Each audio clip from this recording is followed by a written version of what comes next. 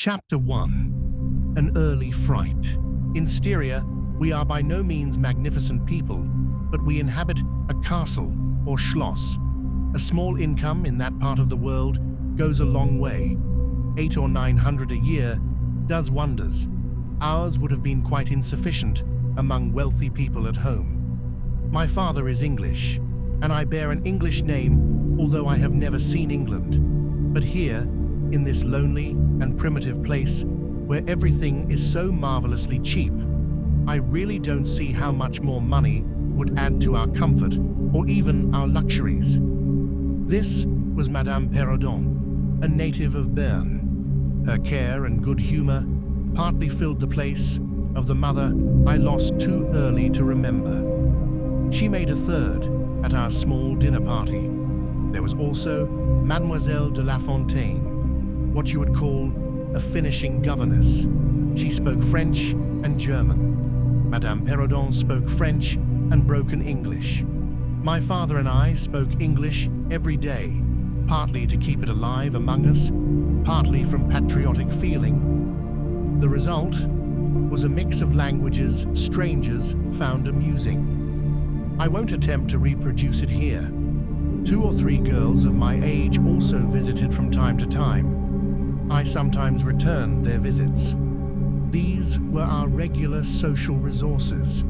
Of course, there were also chance visits from neighbors 5 or 6 leagues away. But my life was still a solitary one. My governesses had only as much control over me as you'd expect from 2 wise women dealing with a spoiled girl whose father let her have her own way in almost everything. The first event in my life to make a deep and lasting impression on me was also one of the earliest I can recall. Some might think it too trivial to include, but you'll see in time why I mention it. The nursery, though I had it to myself, was a large room in the castle's upper story with a steep oak roof. I must have been no more than 6 when one night I awoke and didn't see the nursery maid, nor was the nurse there. I thought myself alone. I wasn't afraid, since I was one of those fortunate children kept ignorant of ghost stories and fairy tales. I was annoyed and felt neglected. I began to whimper, on the verge of a loud cry.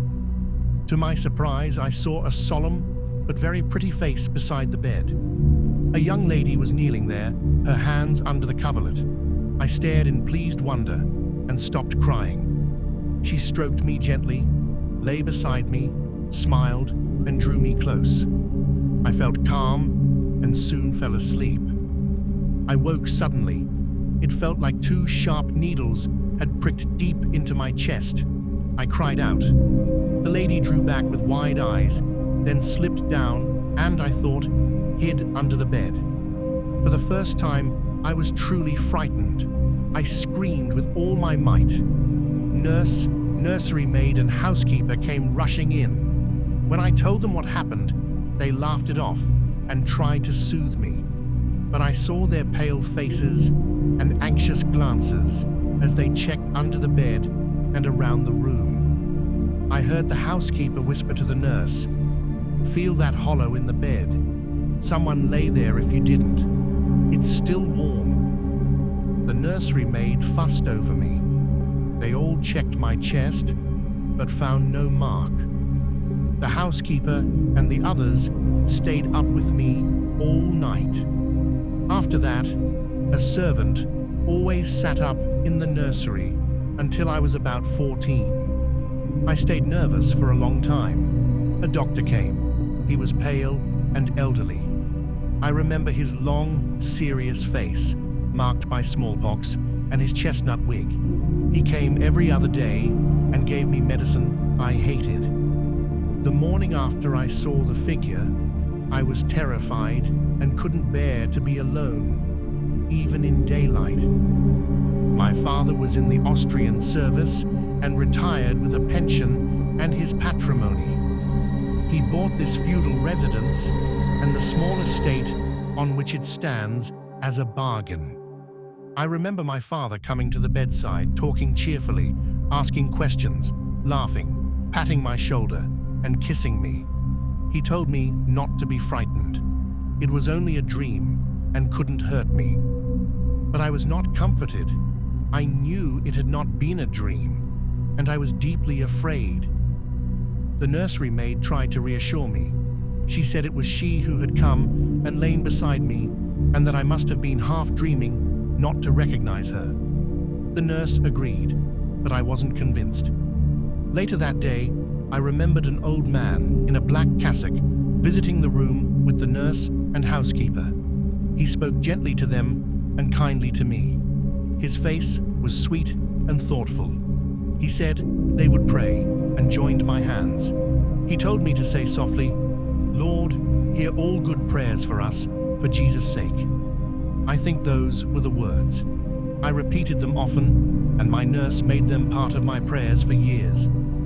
I remember the white-haired man in his dark robe, standing in the high brown room with its ancient furniture and dim light from a small window. He knelt, and the three women with him, and he prayed aloud with a trembling voice for what felt like a long time. Everything before that is vague, and the time after it is dim too. But the scenes I just described are vivid, like glowing images surrounded by shadow. Nothing could be more picturesque or solitary. It stands on a slight rise in a forest. The road, very old and narrow, passes in front of its drawbridge, never raised in my time. Its moat is stocked with perch and sailed by swans, white fleets of water lilies floating on the surface. The Schloss shows its many-windowed front, its towers, and its Gothic chapel. The forest opens in a broken and very picturesque glade before its gate. On the right, a steep Gothic bridge carries the road over a stream that winds in deep shadow through the wood. I have said this is a very lonely place. Judge if I speak truth. Looking from the hall door towards the road, the forest extends 15 miles to the right and 12 to the left. The nearest inhabited village is about 7 of your English miles to the left. The nearest inhabited Schloss of any historic interest is that of Old General Spielsdorf, nearly 20 miles to the right. I say the nearest inhabited village because only 3 miles westward, toward General Spielsdorf's Schloss, there lies a ruined village. Its quaint little church is now roofless. In its aisle are the mouldering tombs of the proud Karnstein family, now extinct, who once owned the equally desolate chateau overlooking the silent ruins in the forest. As for why this striking and melancholy spot was deserted, there is a legend I shall share with you another time. Now let me tell you how very small the party is who make up the inhabitants of our castle. I don't count servants or those who occupy rooms in buildings attached to the Schloss. Listen and wonder. My father, the kindest man on earth, but growing old, and I, only 19 at the date of this story. 8 years have passed since then. My father and I made up the family at the Schloss. My mother, a Styrian lady, died in my infancy, but I had a good-natured governess who had been with me, I might almost say, since birth. I cannot remember a time when her kind and plump face was not a familiar sight. Chapter 2. A guest. I am now going to tell you something so strange you will need all your faith to believe it. Yet it is true. I saw it with my own eyes. It was a warm summer evening. My father asked me, as he sometimes did, to walk with him through the forest avenue, stretching before the Schloss. General Spielsdorf cannot come as soon as I had hoped, my father said, as we strolled beneath the trees. He had been expected the next day for a weeks-long visit. He was to bring his niece, Mademoiselle Reinfeldt, a girl I had never met, but had heard was utterly charming. I had dreamed of her company for weeks. I was more disappointed than I could say. "And when does he come?" I asked. "Not till autumn, not for 2 months, I fear," he said. "And now I am glad you never met her." "Why?" I asked, startled. "Because the poor girl is dead. I forgot I hadn't told you. You weren't in the room when his letter came." I was shaken. His last letter, 6 or 7 weeks before, had only said she was unwell. Nothing hinted at danger. He handed me the letter. "I fear he's deeply afflicted. It reads like madness." We sat on a rough bench under lime trees. The sun was setting, casting a sorrowful light over the trees and the stream by our home. The river mirrored the dying crimson of the sky. I read the letter once, then again, aloud. Still, I couldn't make sense of it. It was wild, contradictory. I could only believe grief had shattered his mind. "I have lost my darling daughter, for so I loved her. During her last days, I could not write. Before then, I had no idea of the danger. She died innocent, believing in a blessed afterlife. The fiend who deceived us caused everything. I thought I welcomed joy into my home for Bertha's sake. What a fool I was. Thank heaven she died without knowing the truth. I now devote myself to hunting the monster. They say I might succeed, but right now I have no light to guide me. I curse my blindness, my pride. I cannot speak or write clearly. I'm barely sane. When I recover, I will investigate. I may travel to Vienna. 2 months, perhaps less, and I will see you if you'll have me. Then I'll tell you what I dare not write. Farewell. Pray for me." The letter ended there. Though I had never seen Bertha Reinfeldt, my eyes filled with tears. I was stunned, deeply disappointed. The sun had vanished. Twilight had taken its place. We returned the letter to my father. It was a calm evening. We wandered, trying to make sense of those strange words. Nearly a mile lay between us and the road before the Schloss.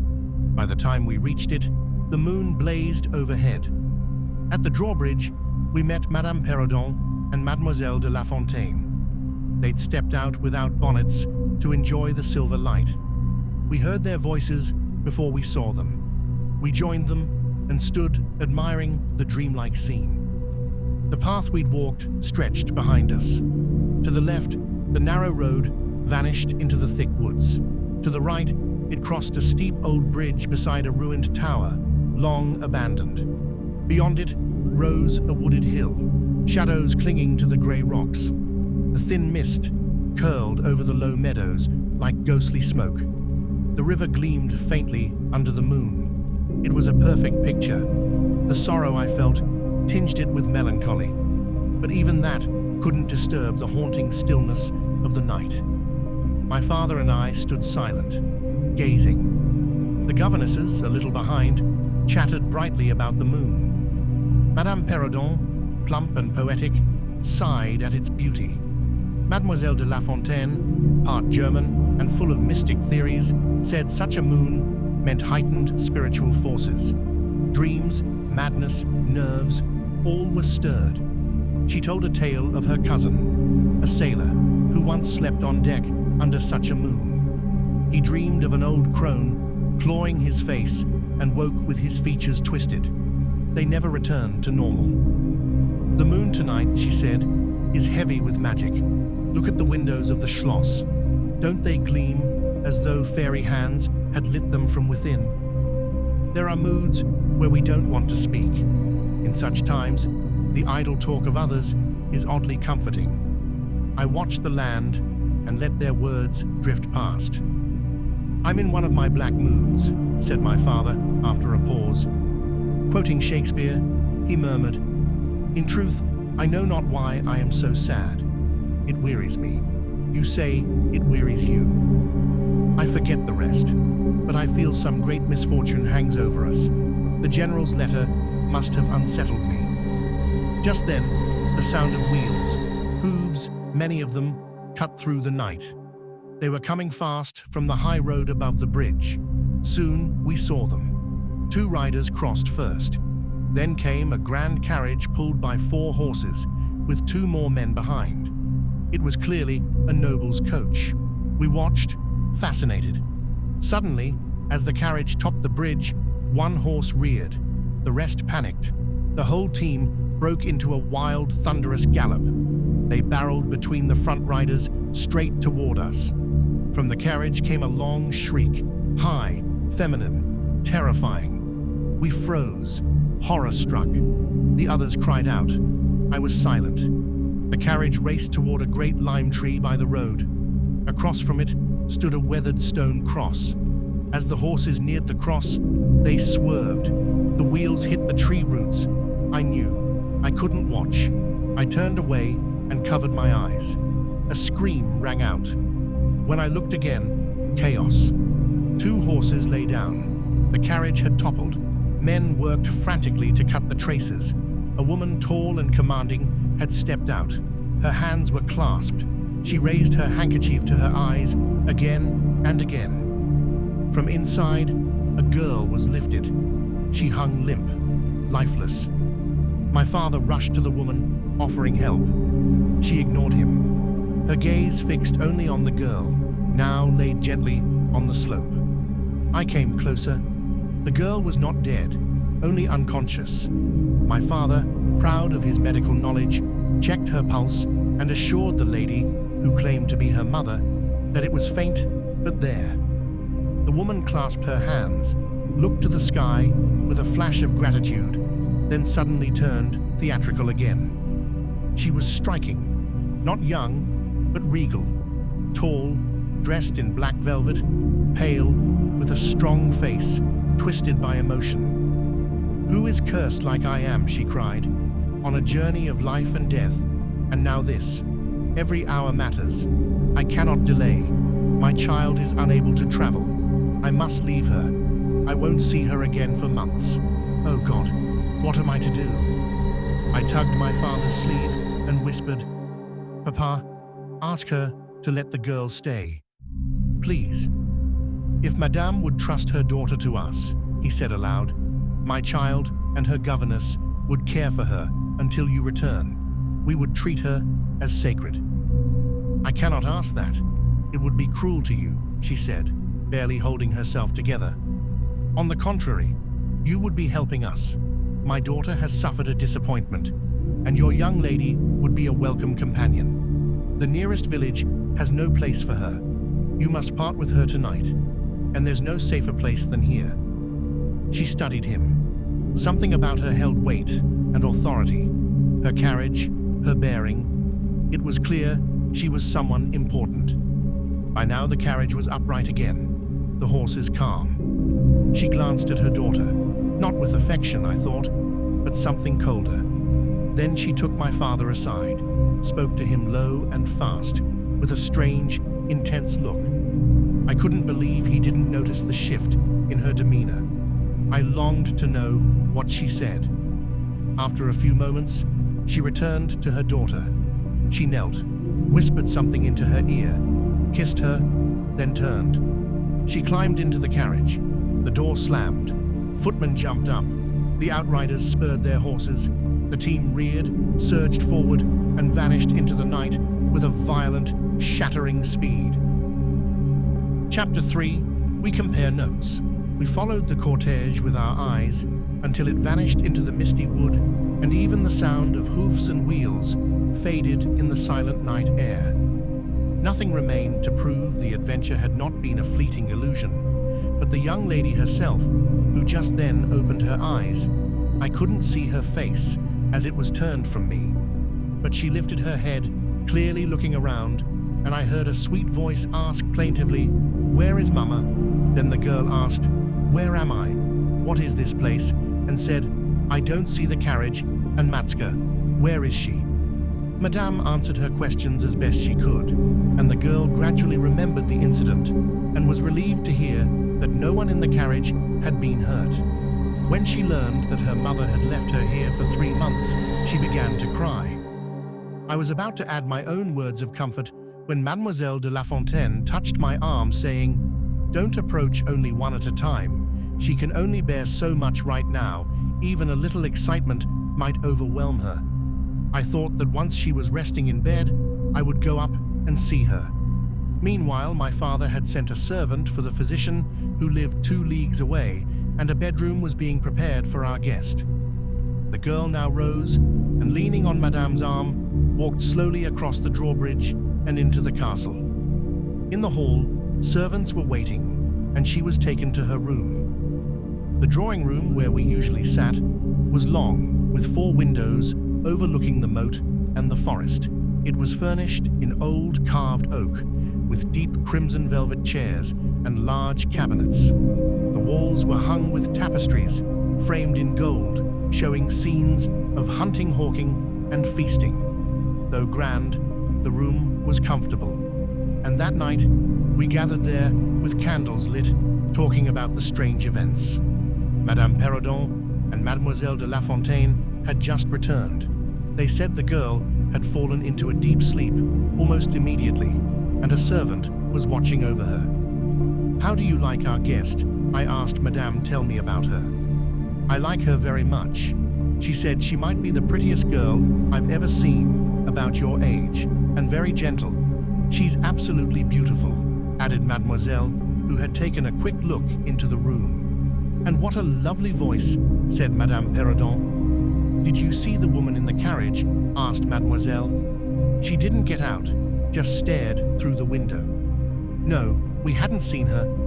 Mademoiselle described a hideous black woman with a colored turban, who stared from the window, grinning and nodding at them, with gleaming eyes and clenched teeth. "Did you notice how unpleasant the servants looked?" asked Madame. "Yes," said my father, just entering the room. "Ugly, shady-looking fellows. I hope they don't rob her in the forest." But they were quick. They had everything sorted in minutes. "Perhaps they're just tired from travel," said Madame. Besides being wicked-looking, their faces were oddly lean, dark and gloomy. "I'm curious, but perhaps the girl will tell you more tomorrow, if she's feeling better." "I don't think she will," said my father, with a mysterious smile and a knowing nod, as though he knew something he wasn't saying. That made us all the more eager to know what had passed between him and the woman in black velvet during their brief but intense conversation before she left. I asked him directly, and he didn't need much encouragement. "There's no real reason not to tell you," he said. "She didn't want to trouble us with her daughter. She said the girl was delicate and nervous, but not prone to fits or delusions, perfectly sane. In fact," how odd to say all that I interrupted, it seemed unnecessary. He laughed. "Maybe, but she said it. She told me she was on a long, important journey. She emphasized that, quick and secret.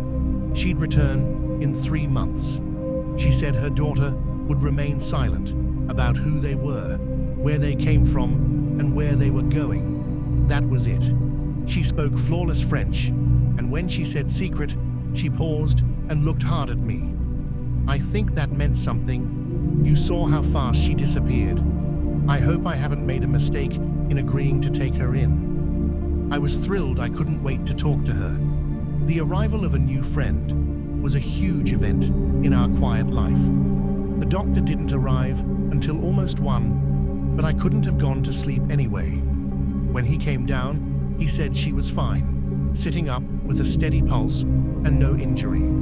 The shock had passed, and there was no reason we couldn't meet. If we both wished, I sent to ask if she'd see me, and the servant returned immediately saying she'd be delighted. I didn't wait long to go. She lay in one of the grandest rooms in the Schloss, maybe a bit solemn. A tapestry at the foot of the bed showed Cleopatra and the asps, and there were other faded classical scenes on the walls, but the gold carvings and rich colors of the room balanced the gloom. There were candles lit by the bed. She sat upright, wrapped in a silk dressing gown, embroidered with flowers, the same one her mother had placed on her earlier.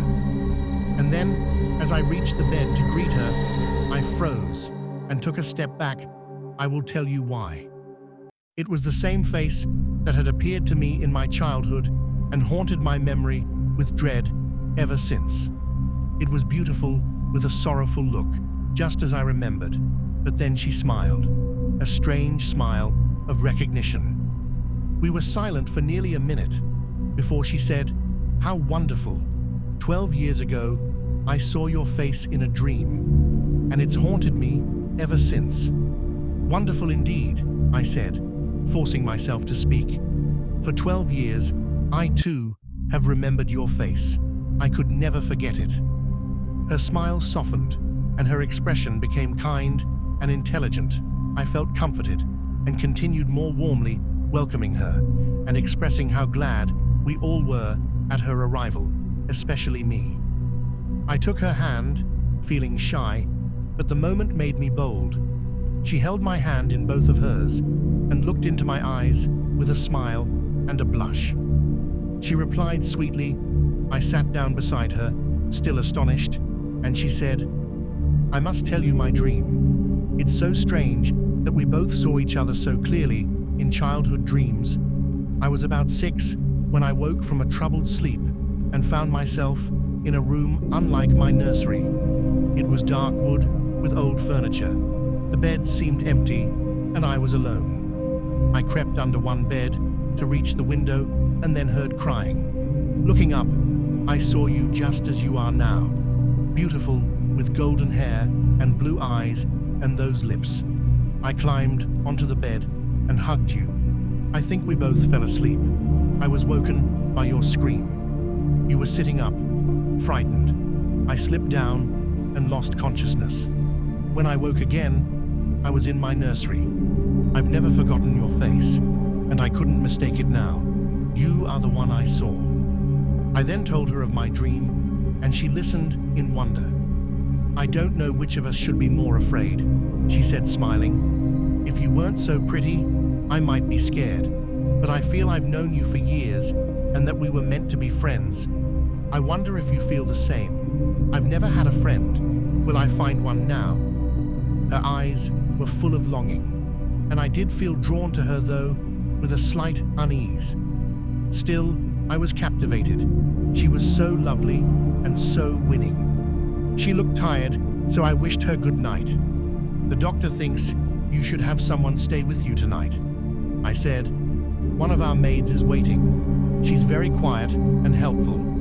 "That's kind of you, but I can't sleep with someone in the room. I never could. I don't need assistance, and I must admit, I'm afraid of robbers. Our house was robbed once, and 2 servants were killed, so I always lock my door. It's a habit, and you seem so kind. I know you'll understand. I see the key is in the lock." She held me close for a moment and whispered, "Good night, darling. It's hard to part, but we'll see each other tomorrow, though not early." She sank back with a sigh, her eyes lingering on mine, and she murmured, "Good night, dear friend." Young people love quickly. I was flattered by her affection and pleased by her openness. She had decided we would be close. The next day, we met again. I was happy in her company. She looked even lovelier in daylight, and the eerie memory of her face in my dream seemed less disturbing. She admitted she had felt the same mix of recognition and discomfort, but now we both laughed at it. Chapter 4. Her habits. A stroll. I told you that I was charmed with her in most particulars. There were some that did not please me so well. She was above the middle height of women. I shall begin by describing her. She was slender and wonderfully graceful, except that her movements were languid, very languid. Indeed, there was nothing in her appearance to indicate an invalid. Her complexion was rich and brilliant. Her features were small and beautifully formed. Her eyes large, dark, and lustrous. Her hair was quite wonderful. I never saw hair so magnificently thick and long when it was down about her shoulders. I have often placed my hands under it and laughed with wonder at its weight. It was exquisitely fine and soft, and in color, a rich, very dark brown with something of gold. I loved to let it down, tumbling with its own weight. As in her room, she lay back in her chair talking in her sweet, low voice. I used to fold and braid it and spread it out and play with it. Heavens, if I had but known all! I said there were particulars which did not please me. I have told you that her confidence won me the first night I saw her, but I found that she exercised with respect to herself, her mother, her history, everything in fact connected with her life, plans, and people, an ever-wakeful reserve. I dare say I was unreasonable. Perhaps I was wrong. I dare say I ought to have respected the solemn injunction laid upon my father by the stately lady in black velvet. But curiosity is a restless and unscrupulous passion, and no one girl can endure with patience that hers should be baffled by another. What harm could it do anyone to tell me what I so ardently desired to know? Had she no trust in my good sense or honor? Why would she not believe me when I assured her so solemnly that I would not divulge one syllable of what she told me to any mortal breathing? There was a coldness, it seemed to me, beyond her years, in her smiling, melancholy, persistent refusal to afford me the least ray of light. I cannot say we quarreled upon this point, for she would not quarrel upon any. It was, of course, very unfair of me to press her, very ill-bred, but I really could not help it, and I might just as well have let it alone. What she did tell me amounted, in my unconscionable estimation, to nothing. It was all summed up in three very vague disclosures. First, her name was Carmilla. Second, her family was very ancient and noble. Third, her home lay in the direction of the west.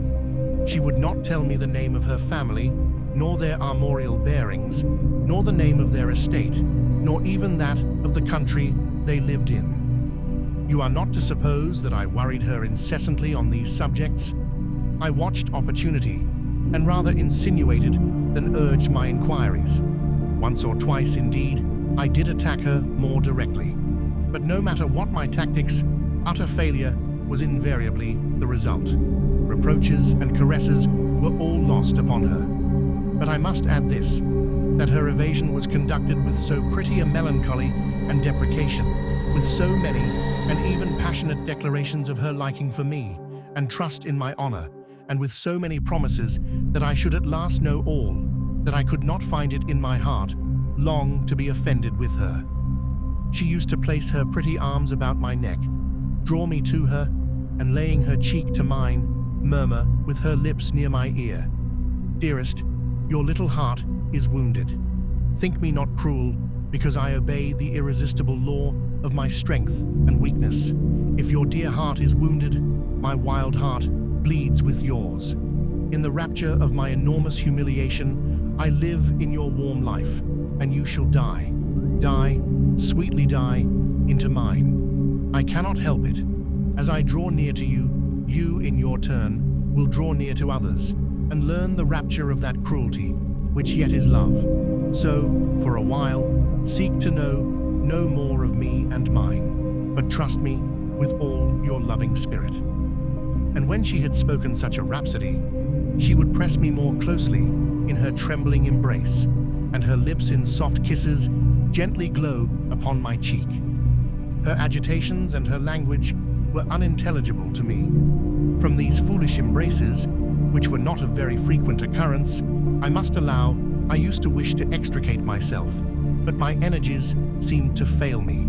Her murmured words sounded like a lullaby in my ear, and soothed my resistance into a trance from which I only seemed to recover myself when she withdrew her arms. In these mysterious moods, I did not like her. I experienced a strange, tumultuous excitement that was pleasurable, ever and anon, mingled with a vague sense of fear and disgust.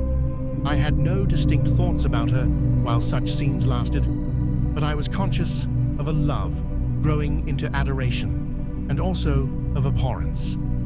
This I know is paradox, but I can make no other attempt to explain the feeling. I now write, after an interval of more than 10 years, with a trembling hand, with a confused and horrible recollection of certain occurrences and situations in the ordeal through which I was unconsciously passing, though with a vivid and very sharp remembrance of the main current of my story. But I suspect, in all lives, there are certain emotional scenes, those in which our passions have been most wildly and terribly roused, that are of all others the most vaguely and dimly remembered. Sometimes, after an hour of apathy, my strange and beautiful companion would take my hand and hold it with a fond pressure, renewed again and again, blushing softly, gazing in my face with languid and burning eyes, and breathing so fast that her dress rose and fell with the tumultuous respiration. It was like the ardor of a lover. It embarrassed me. It was hateful and yet overpowering, and with gloating eyes she drew me to her, and her hot lips traveled along my cheek in kisses, and she would whisper, almost in sobs, "You are mine. You shall be mine. You and I are one forever." Then she had thrown herself back in her chair, with her small hands over her eyes, leaving me trembling. "Are we related?" I used to ask. "What can you mean by all this? I remind you perhaps of someone whom you love, but you must not. I hate it. I don't know you. I don't know myself when you look so and talk so." She used to sigh at my vehemence, then turn away and drop my hand. Respecting these very extraordinary manifestations, I strove in vain to form any satisfactory theory. I could not refer them to affectation or trick.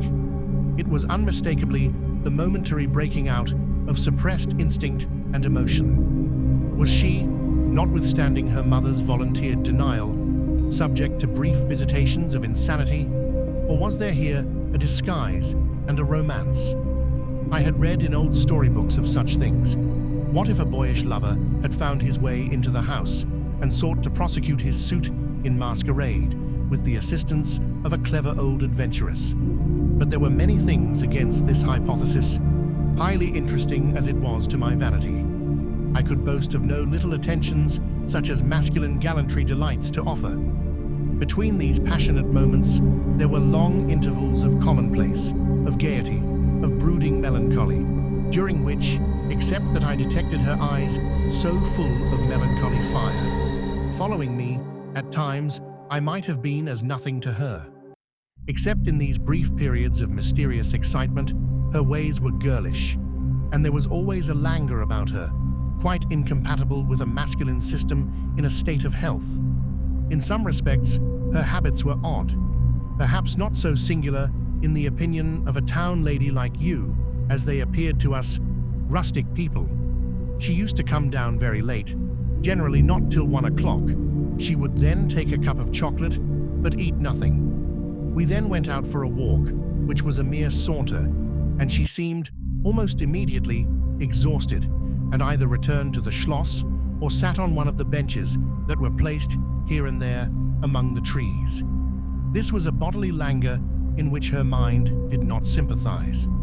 She was always an animated talker and very intelligent. She sometimes alluded for a moment to her own home, or mentioned an adventure or situation or an early recollection, which indicated a people of strange manners and described customs of which we knew nothing. I gathered from these chance hints that her native country was much more remote than I had at first fancied. As we sat thus one afternoon under the trees, a funeral passed us by. It was that of a pretty young girl whom I had often seen, the daughter of one of the rangers of the forest. The poor man was walking behind the coffin of his darling. She was his only child, and he looked quite heartbroken. Peasants walking two and two came behind. They were singing a funeral hymn. I rose to mark my respect as they passed, and joined in the hymn they were very sweetly singing. My companion shook me a little roughly, and I turned, surprised. She said brusquely, "Don't you perceive how discordant that is?" "I think it very sweet, on the contrary," I answered, vexed at the interruption, and very uncomfortable, lest the people who composed the little procession should observe and resent what was passing. I resumed, therefore, instantly, and was again interrupted. "You pierce my ears," said Carmilla, almost angrily, and stopping her ears with her tiny fingers. Besides, how can you tell that your religion and mine are the same? Your forms wound me, and I hate funerals. What a fuss. Why, you must die. Everyone must die, and all are happier when they do. Come home. My father has gone on with the clergyman to the churchyard. I thought you knew she was to be buried today. I don't trouble my head about peasants. I don't know who she is, answered Carmilla, with a flash from her fine eyes. She is the poor girl who fancied she saw a ghost a fortnight ago, and has been dying ever since, till yesterday, when she expired. Tell me nothing about ghosts. I shan't sleep tonight if you do. I hope there is no plague or fever coming. All this looks very like it, I continued. The swineherd's young wife died only a week ago, and she thought something seized her by the throat as she lay in her bed and nearly strangled her. Papa says such horrible fancies do accompany some forms of fever. She was quite well the day before. She sank afterwards and died before a week. Well, her funeral is over, I hope, and her hymns sung, and our ears shan't be tortured with that discord and jargon. It has made me nervous. Sit down here, beside me, sit close, hold my hand, press it hard, harder. We had moved a little back and had come to another seat. She sat down. Her face underwent a change that alarmed and even terrified me for a moment. It darkened and became horribly livid. Her teeth and hands were clenched, and she frowned and compressed her lips while she stared down upon the ground at her feet, and trembled all over with a continued shudder as irrepressible as arg. All her energies seemed strained to suppress a fit, with which she was then breathlessly tugging, and at length a low, convulsive cry of suffering broke from her, and gradually the hysteria subsided. There, that comes of strangling people with hymns, she said at last. Hold me still. It is passing away. And so gradually it did, and perhaps to dissipate the somber impression which the spectacle had left upon me, she became unusually animated and chatty, and so we got home. This was the first time I had seen her exhibit any definable symptoms of that delicacy of health which her mother had spoken of. It was the first time also I had seen her exhibit anything like temper. Both passed away like a summer cloud, and never but once afterwards did I witness on her part a momentary sign of anger. I will tell you how it happened. She and I were looking out of one of the long drawing-room windows when there entered the courtyard, over the drawbridge, a figure of a wanderer whom I knew very well. He used to visit the Schloss generally twice a year. It was the figure of a hunchback, with the sharp, lean features that generally accompany deformity. He wore a pointed black beard, and he was smiling from ear to ear, showing his white fangs. He was dressed in buff, black, and scarlet, and crossed with more straps and belts than I could count, from which hung all manner of things. Behind, he carried a magic lantern and 2 boxes, which I well knew, in one of which was a salamander, and in the other, a mandrake. These monsters used to make my father laugh. They were compounded of parts of monkeys, parrots, squirrels, fish, and hedgehogs, dried and stitched together with great neatness and startling effect. He had a fiddle, a box of conjuring apparatus, a pair of foils and masks attached to his belt, several other mysterious cases dangling about him, and a black staff with copper ferrules in his hand. His companion was a rough, spare dog that followed at his heels, but stopped short, suspiciously, at the drawbridge, and in a little while began to howl dismally. In the meantime, the mountebank, standing in the midst of the courtyard, raised his grotesque hat and made us a very ceremonious bow, paying his compliments very volubly in execrable French, and German not much better. Then, disengaging his fiddle, he began to scrape a lively air, to which he sang with a merry discord, dancing with ludicrous airs and activity that made me laugh in spite of the dog's howling. Then he advanced to the window with many smiles and salutations, and his hat in his left hand, his fiddle under his arm, and with a fluency that never took breath, he gabbled a long advertisement of all his accomplishments and the resources of the various arts which he placed at our service, and the curiosities and entertainments which it was in his power, at our bidding, to display. Will your ladyships be pleased to buy an amulet against the Upire, which is going like the wolf, I hear, through these woods, he said, dropping his hat on the pavement. They are dying of it, right and left, and here is a charm that never fails, only pinned to the pillow, and you may laugh in his face. These charms consisted of oblong slips of vellum with cabalistic ciphers and diagrams upon them. Carmilla instantly purchased one, and so did I. He was looking up, and we were smiling down upon him, amused. At least, I can answer for myself.